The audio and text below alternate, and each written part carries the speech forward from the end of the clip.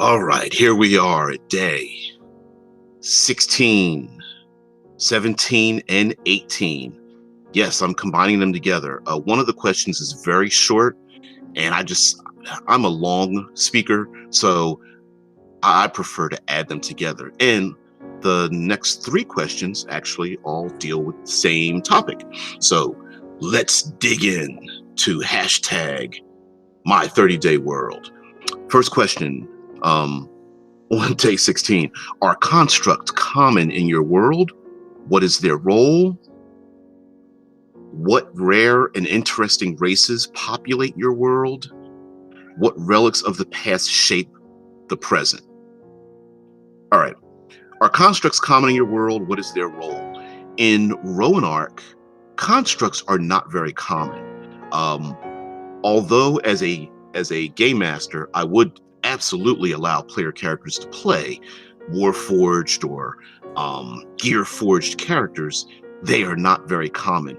They are the relics of the great wars that the fanatical built and were granted the knowledge and power to build during the Gods Down event. And as they took sides and arms against each other, they did create these great relics. Now, normally, people would think that constructs equate to humanoid-looking beings, machines, or golems that look like, two arms, two legs, and a vaguely humanoid head. But in my world, those relics, many of them are machines of war, and they do still exist, covered in dust and given orders, and they're still performing duties while they are, half formed or destroyed in a battle and walking in circles, things of that nature. So yes, there are many constructs in the world. They are not very common because they are out in the wilderness, in the wild. Most interactions with them are bizarre at best because they are still following instructions or orders from the past, or they are in a state of suspended animation. Those that have achieved sentience, which is possible, including for player characters, would be seen as the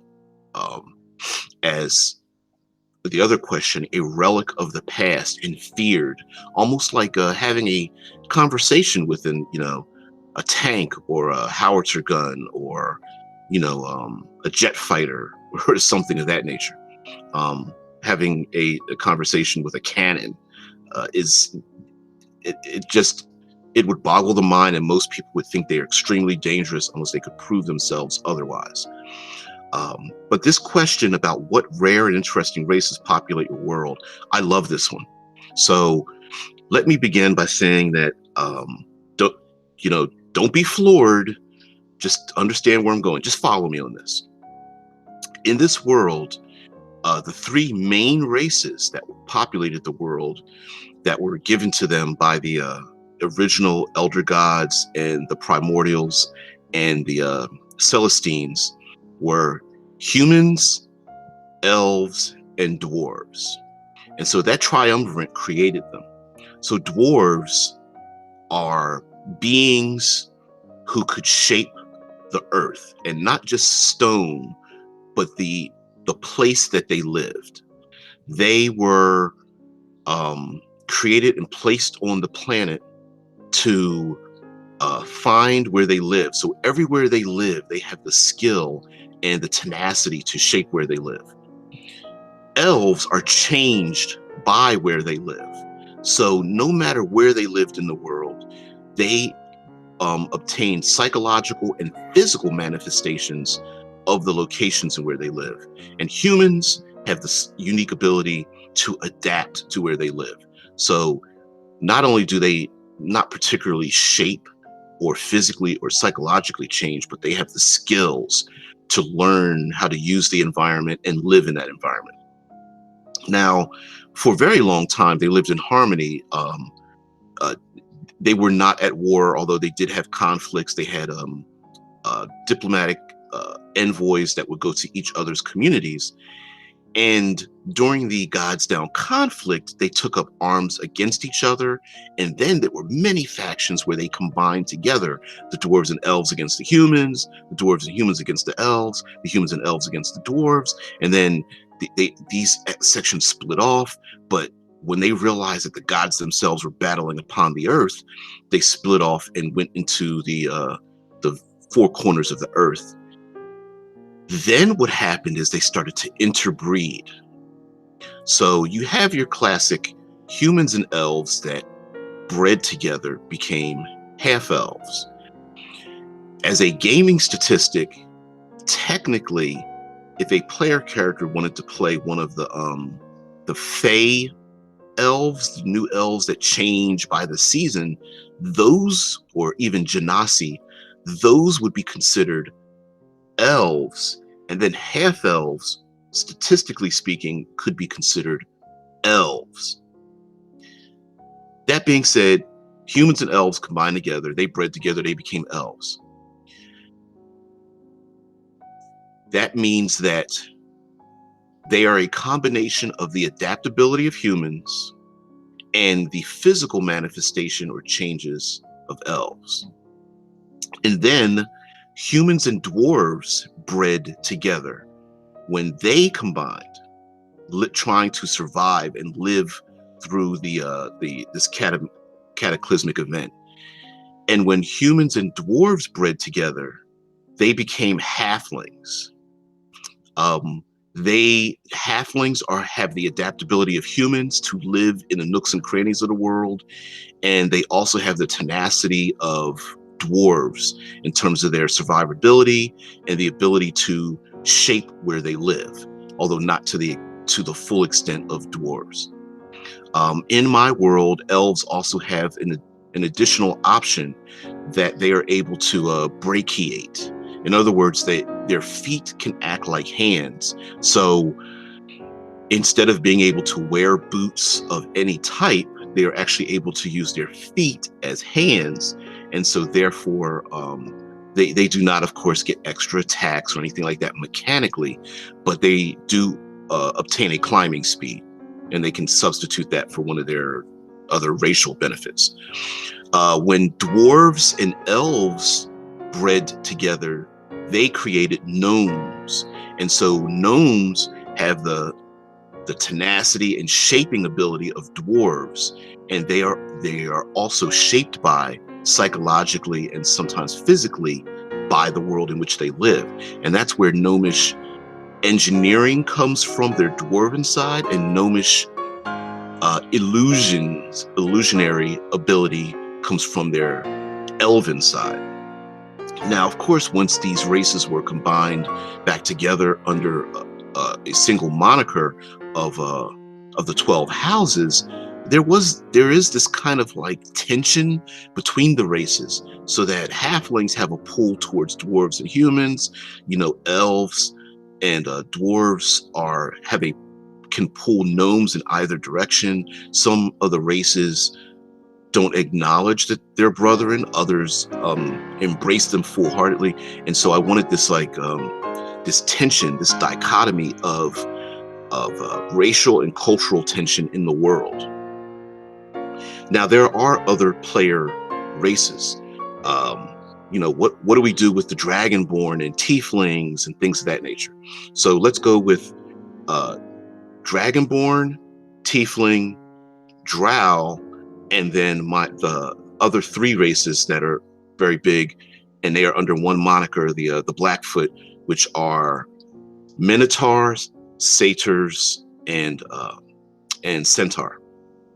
All right, so dragonborn exist in this world. They are the byproduct of the diseased and injured dragons who fought against each other in this Gods Down conflict. They were drawn into it, unbeknownst to them. Not unbeknownst, they were manipulated into being drawn into this conflict and became irreparably harmed by it. And so therefore, the dragons in this world have a hard time breeding. And so dragons are the progenitors of 95% of the humanoid and sentient lizard and scaled races in my world. And the Dragonborn are one of the apex versions of that. Many Dragonborn have uh, gone through a number of chrysalises. They've gone through a number of skin sheddings from kobolds and lizard folk, all the way up to the Dragonborn. And some kind of worship the dragons. They want them to move into a divine status, while others want to be part and parcel of humanity, and they don't want a conflict like this. But the dragons do exist. Some call upon the dragons as a patron of theirs. Others have pushed them into a divine status, and so they are like clerical versions of dragons. And then yet there are others who feel that they are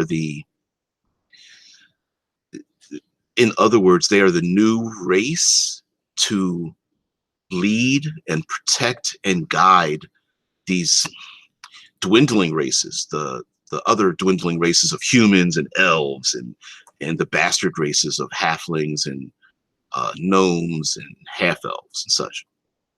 Now for tieflings in my world come in twofold.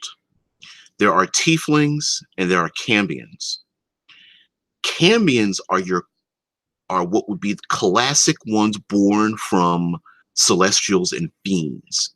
So while the celestials who fought for the gods, many of them, forsaking their duties, fell. And of course, when they bred with humans and their blood mixed with humanity of all types, the classic tiefling in my world is called a cambion, and they, of course, have that what you would call devilish or demonic heritage. There are also, how to say this? There is also a celestial version of the game statistic tiefling in my race. So you can be one and absolutely have an angelic heritage, even with the horns and such. And your horns would be more unicorn-like, golden, ivory, that kind of thing. Now, Cambion comes from, for those who, because I'm an old grognard, those who don't know, Cambions were first introduced in a Monster Manual 2 in the 80s, and they were beings that were born from the copulation of a humanoids and demon or devil. And at some point they disappeared and then came back as the tiefling. In my world, tieflings instead are part of the fae that have bred with humanity. So cambions have a celestial and fiendish background, and tieflings are from the fae. And so now we're going to get into like the minotaur, the satyr, and the centaur. Tieflings all live in that group, that Fey-wild breeding with humanity and coming into the world. Of course, minotaurs have not bred with humanity. Satyrs, yes. Centaurs would be very difficult, although that might turn some people on. But tieflings themselves are part and parcel of Fey bloodlines.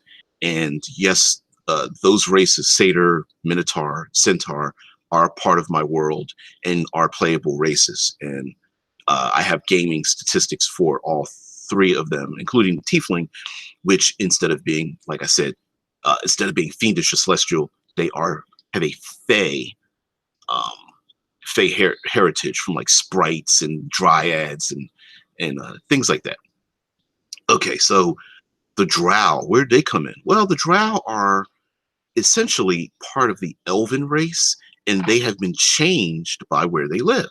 So going down into the Underdark, although the Underdark trademark is part of WotC and the Dungeons and Dragons moniker. If this was to become a published world, I would have to change Underdark. But yes, the Drow went underground and became the provincial leaders of the races that went down into the dark underbelly of the world, the subterranean world. So the Dwygar or Duergar, um, and the other darker races that went underground into the subterranean world, the Drow are like their pinnacle leaders, and they created a world for themselves down there for humanity to follow them, and so they are one of the few. Um, if it wasn't for their infighting, they probably have the largest community empire. Uh, com- they have an empire as large as all of the 12 houses on the surface world, and so they are to be feared. So this last question of what relics of the past shape the present, with all this interbreeding and humanity and conflicts and such, there are plenty of relics uh, during these fanatical wars that people had with each other that are left in the four corners of the world. So magic weapons and weapons of destruction, and you know, keeps that were protected by magical barriers, and magic carpets that flew through the air, and cannons that launched energy into the heavens and would explode, and all those kind of things exist in the world, covered in dust, covered in grime, hidden away, protected by magical glyphs, and those secrets are protected. Now, because this world has a government that is run by the 12 houses, there's a cold war going on amongst all of them. So on one hand, they want to gather and bring together these weapons so that they could become the superior home. There is also a social dynamic where people are scared of and fearful of and will accuse each other of harnessing these weapons just to create the same situation that they were in before, that brought down humanity before. So on one hand, everybody wants all the everybody wants something for themselves, and then on the other hand, you're kind of looked at as like, hey, wait a minute, you're you're walking around with what essentially is a nuclear weapon, and rocket launcher or something, and that's not right, and we're gonna stop you from doing that. And so of course there's spies and intelligence gathering on, and that's where these other adventuring groups are going out into the world to gather these things alongside and in opposition to the player characters, who of course want to go out and find these magic items and weapons and secrets of spell casting, and ancient relics of the old gods and the primordials and the Celestines and such. So anyway, those are the questions for day 16, 17, and 18. Are constructs common in your world? What is their role? What rare and interesting races populate your world? And what relics of the past shape the present? And of course, if you're this deep into it, you know why it is. Go below, um, click the links. This is for uh, and this is for the promotion of A Dead Man's Guide to Dragon Grin from Absolute Tabletop.